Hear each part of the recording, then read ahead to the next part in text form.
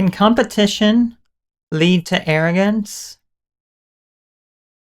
Competition can indeed lead to arrogance. And as you can see, there's two people behind me here, and they're competing to get to the top of this mountain here. And well, what both of them don't know is that both of them may have cheated in order to get to where they are. But this guy over here, maybe he cheated a bit more. Maybe he cheated a bit more. That is the competitive nature that they have. And competitive nature is not necessarily all bad, but it can lead to arrogance. So competition, being competitive, is very natural. We're all competitive to some degree. In some part of our life, we are competitive. At some point, one or another, we have been competitive. And if you think that you haven't, well, think about a time maybe you wanted to get that promotion at work, and there were multiple people in line for it.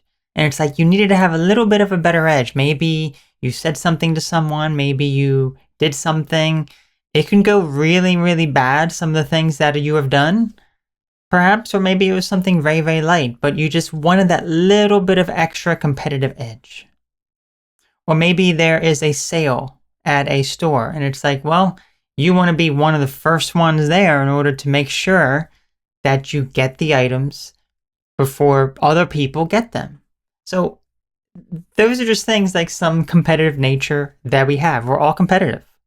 Men and women both are competitive to various degrees and under certain circumstances in different ways. Okay? And the thing is, we want to be better than other people. We want to stand out, but also at the same time, we want to blend in. We don't want to stand out in a way that draws attention to us, but we want to stand out for ourselves in that we are better or superior than other people are. And the thing is, that's how human beings are.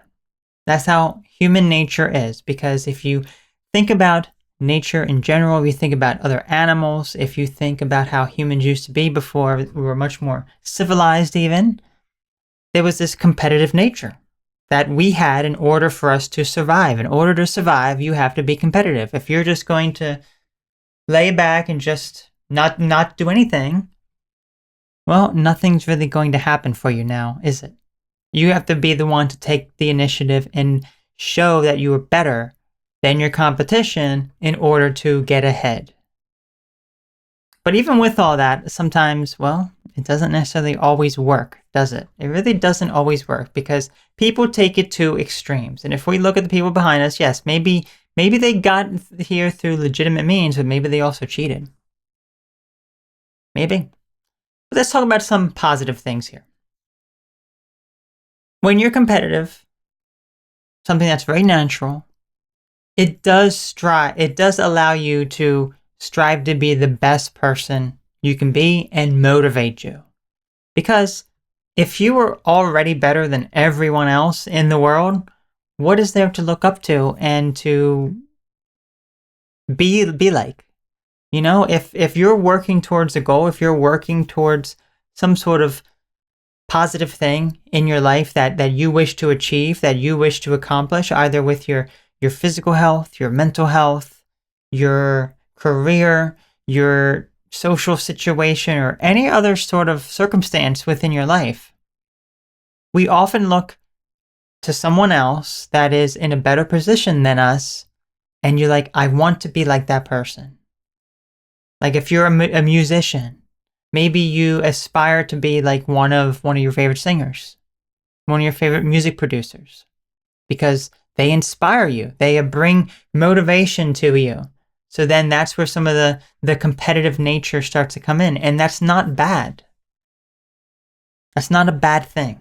You want that competitive nature because that's what helps motivate you and give you this desire and passion in life to go towards your goals.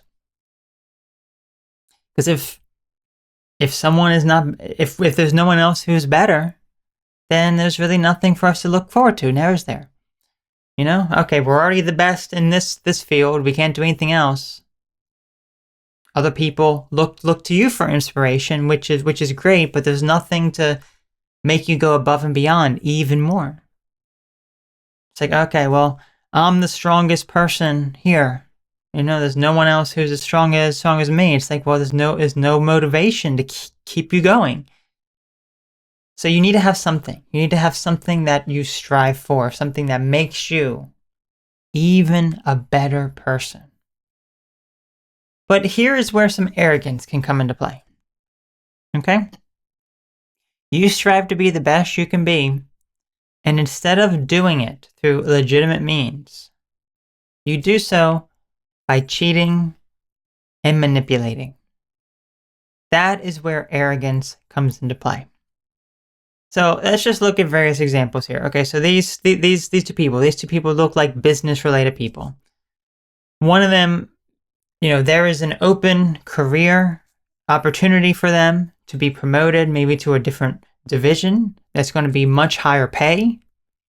And well, both of their skills are about equally matched, or it seems like, but they don't believe it. They believe that they are better than one another. Well, perhaps this red person here starts spreading some false rumors about this person in the blue. They start spreading some false rumors, some lies around the office, starts saying all these horrible things, even starts to frame them for things that they never did. That is something that is very evil. That is something that's very bad. And it shows where the arrogance comes in, because instead of accepting the fact that, well, if person blue is better than me, then I have to try to be the best person I can be legitimately. Well, that's arrogance if this person is cheating. This person is going out of their way and cheating. Let's look at another example as well. Probably a very good example, an example that,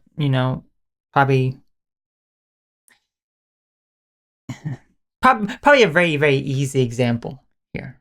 If you think about like people who are into going to the gym, working out, exercising, even being bodybuilders. It's like, okay, yeah, you can do that all naturally, or what if you cheat to get there by taking steroids? It's like, oh, athletes using performance-enhancing drugs just to have that little competitive edge, just to make it so that they're not doing something naturally to get ahead. They're taking a substance that's going to give them a edge against their competition through illegitimate means. So this is all cheating. These people are cheating in order to get ahead.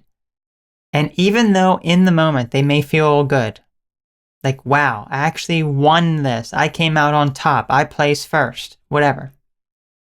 Eventually it's going to hit them and be like, I cheated. I cheated to get here. It's not legitimate. How bad is that? How bad does this person feel then? That when they realize that everything that they've put their heart and soul into, all the time and attention into achieving, had been a lie because they cheated. They did have natural skills, but at some point they became corrupt and they cheated their way to victory, which means it was not legitimate, which also means that eventually they're going to feel guilty and bad about it. They really will. So that is how competition can lead to arrogance. When someone is so clouded in the mind that all they think about is wanting to be number one, and they would do anything, any means necessary in order to achieve that. And it's a shame. It's a shame that that happens, but it does. But I'm curious to hear what your thoughts are on this. Like, if you have any other examples regarding this, please let me know. Because it is an interesting thing that I think a lot more people need to just accept, that they're not always going to be number one, but you can still strive to be the best that you can through legitimate means. But the unfortunate truth is, our competitive nature is going to hurt other people. Because, well, if you're competing for some sort of job position, increased payment, whatever else, and you get it as opposed to someone else who perhaps needs it more, but doesn't have the skills that you have, That's just how life is. You've demonstrated through legitimate means that you're worthy of this opportunity. So, yeah. So let me know what your thoughts are. Thank you so very much for watching, and take care, and I'll catch you later. Bye-bye.